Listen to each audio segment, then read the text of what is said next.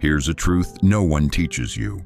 It's not compliments that make women desire you. It's questions, the right questions. Because a woman doesn't fall for a man who tries to impress. She falls for the man who makes her feel seen, not just noticed but understood, not just desired but provoked. You don't need to talk more. You need to ask better. Ask with presence, with calm, with silence that makes her lean in, not pull away. These 7 questions don't beg for attraction. They spark it. They break her routine. They make her stop scrolling, stop pretending, stop hiding, and start wondering, who is this man? Most men talk to women trying to get something. But the rare man, the Stoic man, asks questions that pull her out of autopilot and into emotional intimacy. If you're ready to lead, not with charm, but with depth. Like this video, subscribe, hit the bell, and comment below. I connect with presence, not performance. Let's unlock the 7 questions that open her desire without ever chasing. Number 1. The secret behind her desire. It all starts in the mind. You've been told that attraction is about looks, status, and showing off what you own. But the truth is far deeper and more dangerous if misunderstood. Her desire doesn't start with how you dress or what car you drive. It begins in her mind where stories, feelings, and emotional triggers live. If you know how to touch her mind, you unlock something no man can fake. Think about it. How many times have you seen a woman fall for a man who didn't have the best looks or the biggest bank account? Why did she choose him? Because he made her feel not just seen, but understood. And that's not something you can buy or borrow, it's something you become. Most men chase desire with the wrong weapons. You were probably told to impress her with compliments, grand gestures, or charm. But real attraction doesn't come from pressure, it comes from presence. And presence isn't what you say, it's who you are when you say nothing at all. That's where Stoicism comes in. Stoicism isn't about being cold. It's about being calm in chaos. It's the art of owning your emotions so nothing can use you. When you embody that stillness, you create a space where she can relax, unfold, and reveal her truth. You're not trying to impress. You're inviting her to feel safe enough to be real. Desire lives in vulnerability. When you ask her something that slices past the surface, like, what's something you've never told anyone, you don't just get a response. You awaken her emotional memory, and that memory becomes linked to you. Not because you performed, but because you were present. Here's what most men get wrong. They think attraction is about pursuit. But you don't chase her mind, you pull it toward you by becoming the kind of man who can hold space for her truth. A man who listens without needing to fix. A man who sees without needing to own. This isn't manipulation, this is awareness. The Stoic doesn't speak to seduce, he speaks to reveal. He knows that every woman has parts of herself she hides from the world. And when you ask the right question with the right energy, you offer her the one thing most men never do: permission to be whole. But don't forget how you ask matters. If your energy is needy, rushed, or fake, she'll feel it and shut down. You must be anchored, grounded. You must carry stillness in your gaze and certainty in your silence. That's what separates the man who triggers desire from the one who chases it. And when she speaks, don't interrupt. Don't analyze, just hold it. Let her feel that your presence is not a spotlight, but a sanctuary. That's when trust begins. That's when she starts to lean in. The questions you're about to learn aren't tricks, they're tools. And if you use them with the heart of a Stoic, not to conquer her, but to understand her, you'll stand out in a way no looks or money ever could. Remember, you're not here to impress. You're here to awaken. To be the man who doesn't just light a spark, but becomes the flame she never forgets. Now, speak out and comment below. I attract through presence, not performance. Number 2, unlock her longing. When was the last time you felt truly wanted? You walk into the room and she notices you're calm, Not your clothes, not your looks, but your presence. You aren't rushing to fill the silence. You're holding it. And then, with steady eyes and grounded breath, you ask her the one question that slices straight through the noise. When was the last time you felt truly wanted? This isn't small talk. This is emotional alchemy. With just one sentence, you bypass the roles she plays and speak directly to the part of her that's starving for something real. Because beneath the filters, the likes, the compliments that bounce off her skin, there is a quiet ache to be desired without expectation, and she's not used to that. You see, most people ask questions to get somewhere, to build rapport, to impress, to seduce. But you don't ask to get something. You ask to give her space to feel something she hasn't felt in a long time. Seen without performance, wanted without a price tag. This is what separates the shallow man from the Stoic. You don't try to lead her to an answer. You simply ask and wait. Your silence says more than 1,000 clever lines. It tells her, "You're safe here." And when she realizes she doesn't need to play a role, her guard drops. That's when you see her. You need to understand, this kind of presence is rare. She's used to being wanted for how she looks, what she offers, or who she pretends to be. But you want to know what she feels when no one's watching. That's why this question touches her more than 100 compliments ever could.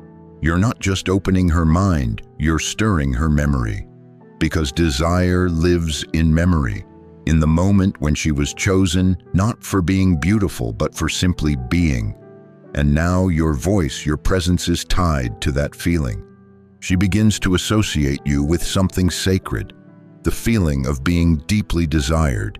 Most men don't understand this. They think asking personal questions is too much. But that's only true if you're not ready to handle the answer.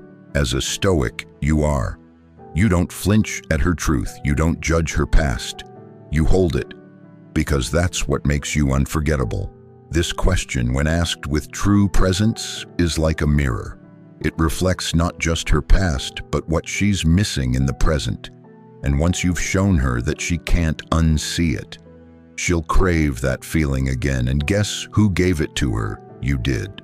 But remember, don't ask this to impress her. Don't weaponize her vulnerability.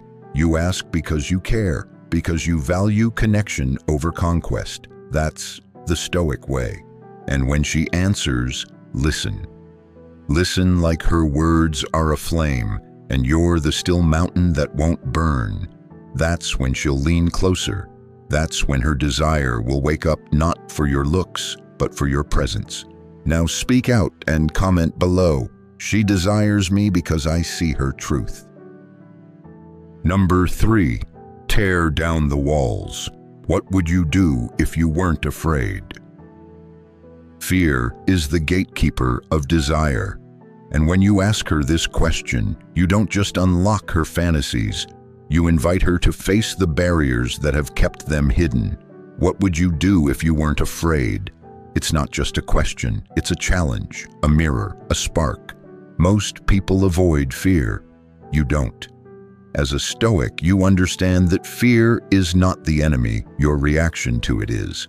Marcus Aurelius wrote, "You have power over your mind, not outside events." So when you ask her this, you're not asking for a fun hypothetical.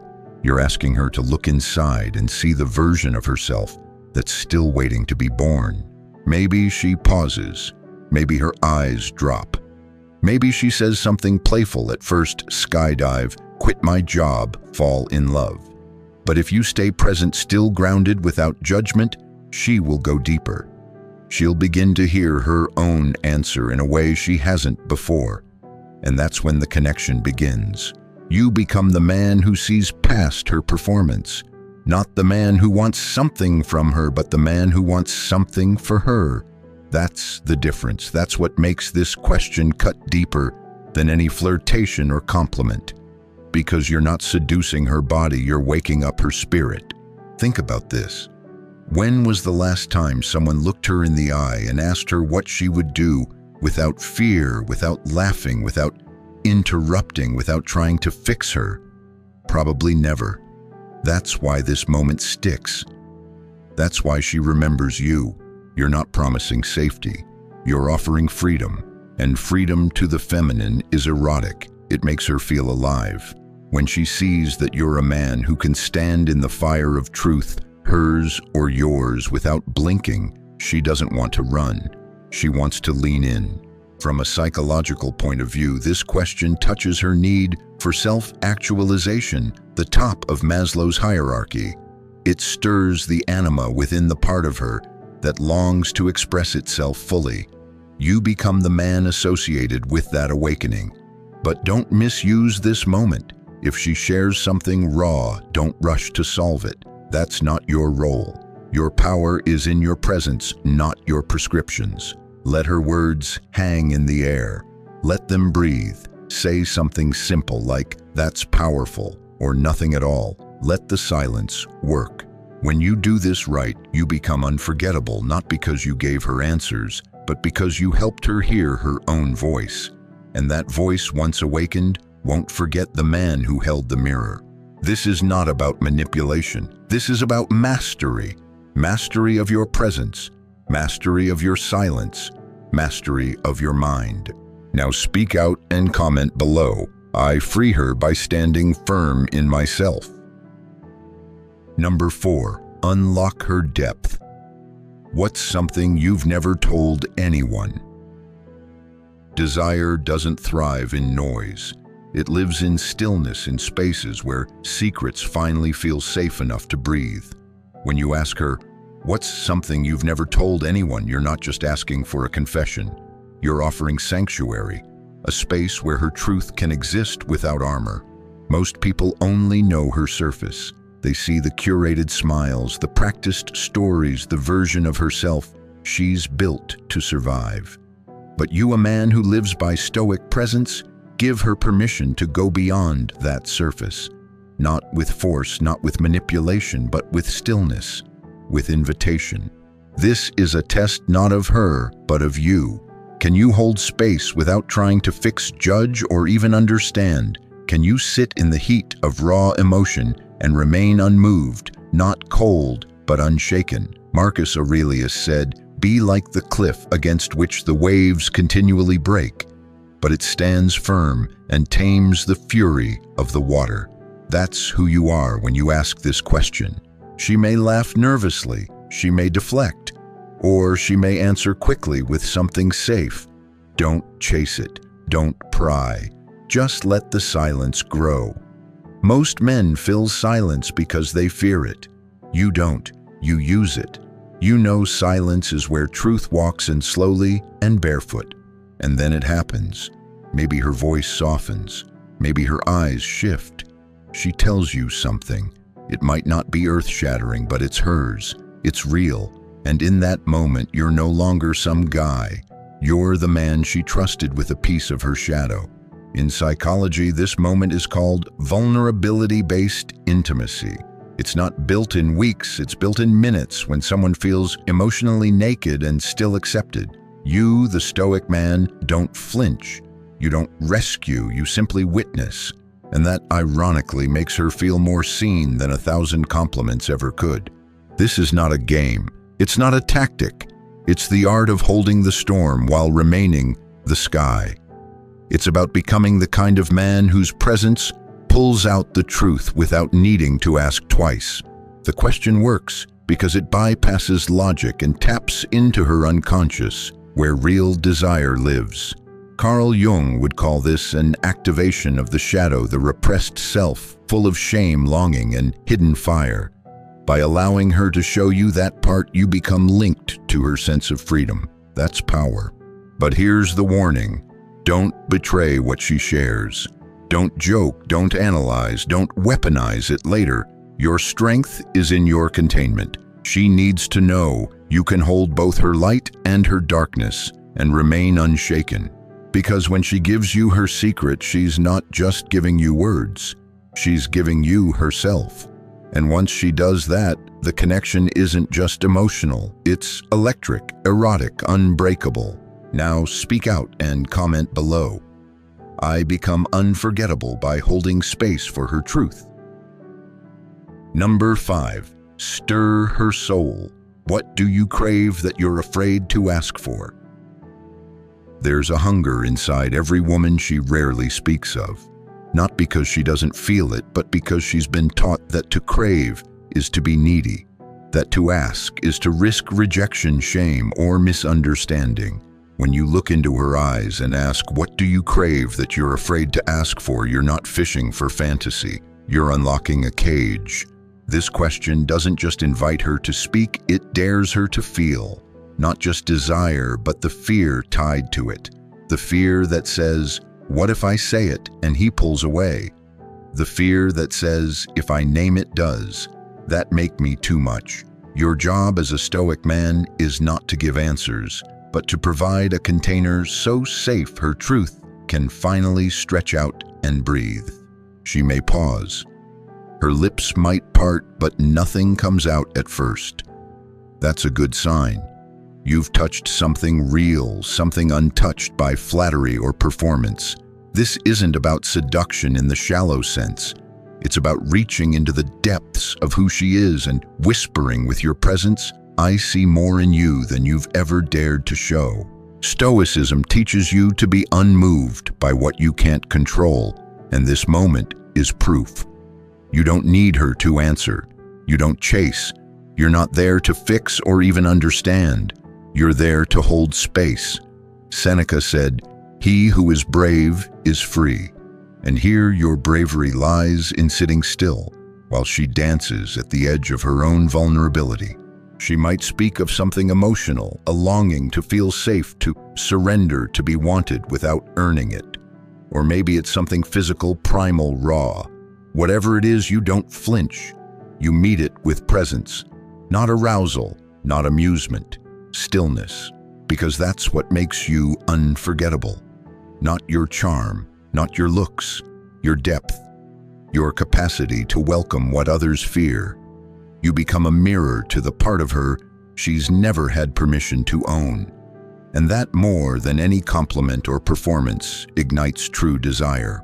Psychologically, you've tapped into the hidden well of suppressed desire, often buried under cultural shame and personal rejection. By asking, you trigger the anima within her, the projection of her ideal masculine, the one who holds her pain without flinching and sees her worth without conditions. But be warned, this is sacred ground. Do not use her answer for your ego. Do not reward or withhold based on what she shares. You must receive, not react. That's the difference between manipulation and mastery. When she answers, no matter how quietly, you say one thing: thank you for trusting me. That phrase alone communicates more strength, more leadership, more emotional mastery than any scripted line ever could. In that moment, you're not just a man she talked to. You're the man who helped her taste freedom. And once a woman tastes that with you, her body remembers, even if her mind forgets. Now comment below, I become unforgettable when I honor what she's afraid to ask for. Number 6, set her free. What would it take for you to let go? You've met her. She's magnetic, intense, beautiful, but heavy. Not physically, emotionally. It's in her silence, her glances, the way she grips her own words before they escape. You feel it even if she never says it out loud. There's something she's carrying, something she can't put down. So you ask, what would it take for you to let go? That question lands differently. It doesn't provoke, it invites. It doesn't challenge her to explain, it gives her a doorway to breathe. And unlike every man who's tried to break down her walls, you offer something rare: the freedom to drop the armor on her own terms. Women are taught to hold on, to stay quiet, to smile when they want to scream. She holds guilt, shame, old heartbreak, unmet expectations, and you, the Stoic, stand not to fix her but to offer a moment of stillness so her spirit can decide, is it time? Your calm is the key, not because you know what she should let go of, but because you don't need her to let go for your sake. You're not here to rescue, reform, or rush. You're simply present, and that alone is rare enough to break patterns. Epictetus said, "It's not what happens to you, but how you react to it that matters." When you ask this question, you're not looking for drama. You're extending a space where release is possible if she's ready, and that changes everything. She may tell you about her father or an old betrayal. Or maybe she won't say a word, but the way her shoulders sink, the way she exhales for the first time in weeks, tells you she heard you. That's the thing about depth. Sometimes the silence is the answer. Psychologically, you're tapping into a phenomenon known as emotional release, where simply being invited to name the burden creates a shift. You're not a therapist. You're not diagnosing her, but you are giving her something just as powerful. A moment of non-judgmental witnessing. Letting go isn't an instant act. For many women, it's layered, generational, internalized. So you don't rush her. You don't demand clarity. You just become the steady presence that says, "You're safe here. Take your time." And in that moment, you stop being just a man she likes. You become the place she returns to emotionally. You become associated with peace, with breath, with a version of herself she forgot existed. This isn't game. This isn't manipulation. This is the fruit of true masculinity creating order, where there was chaos, not by force, but by embodiment. So what happens next? Maybe she cries, maybe she smiles, maybe she changes the subject. All of it is fine, because this wasn't about you. It was about her finally being seen without needing to perform. And that, my brother, is when attraction shifts into reverence. Now speak out and comment below. I become her peace when I give her the space to let go. Number 7. Into the forbidden. What do you want that you're afraid you don't deserve?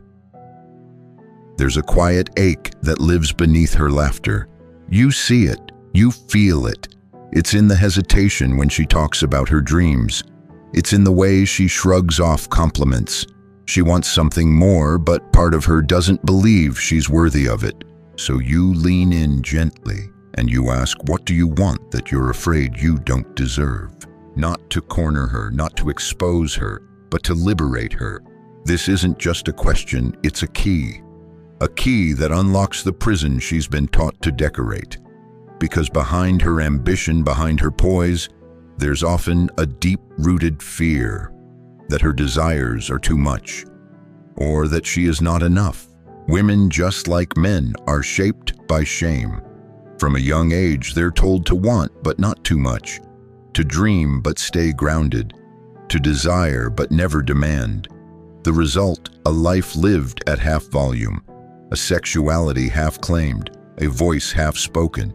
When you ask this question, you pull her out of hiding. You give her a moment where it's okay to want boldly, unapologetically. You don't judge. You don't flinch. You become the mirror she forgot she needed. Seneca said, "You have power over your mind, not outside events. And your power in this moment is your stillness, your presence, your ability to hold her truth without needing to shape it." Psychologically, this question invites her into deep integration. In Jungian terms, you're helping her encounter the shadow, the parts of herself she's rejected.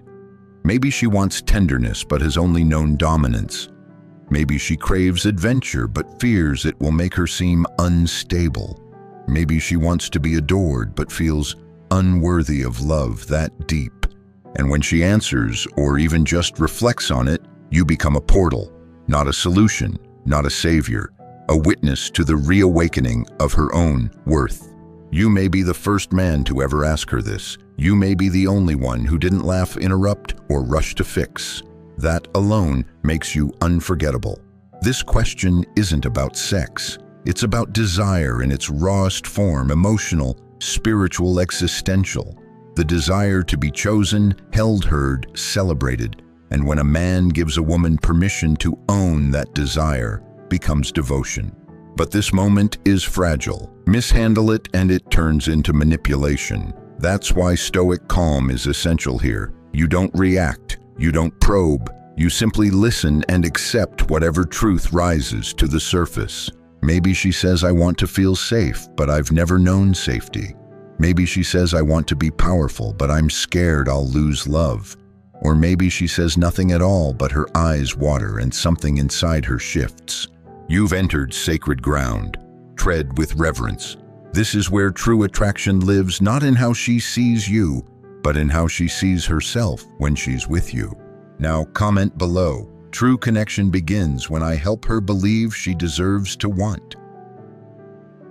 Number 8. The silent magnetic man. Becoming the space where desire awakens.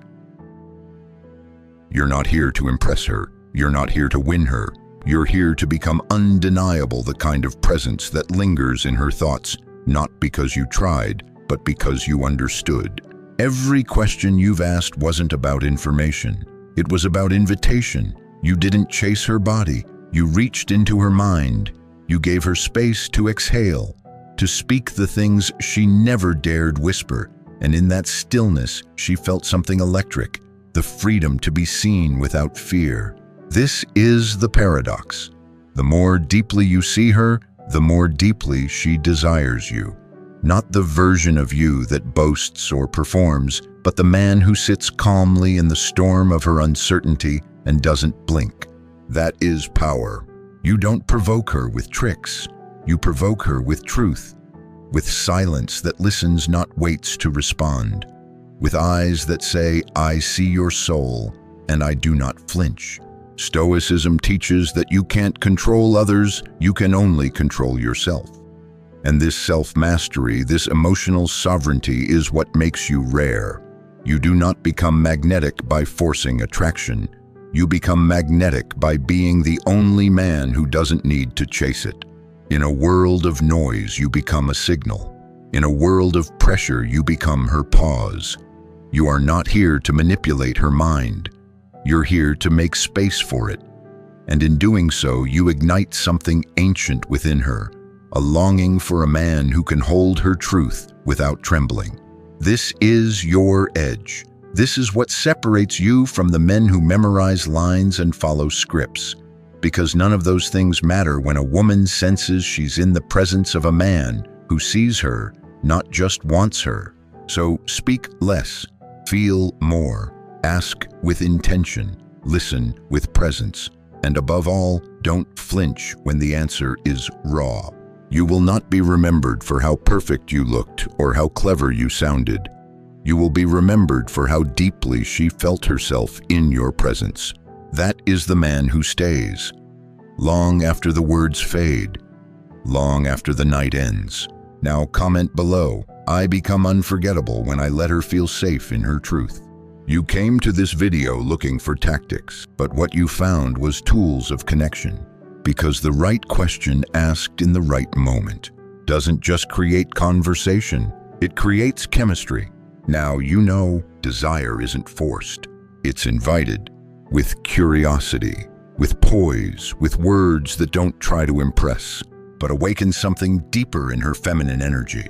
When you stop trying to get her attention and start learning to hold it with stillness, you become the rare man she craves in silence, but can't explain why. If you're ready to keep leading with depth, like this video, subscribe and comment below.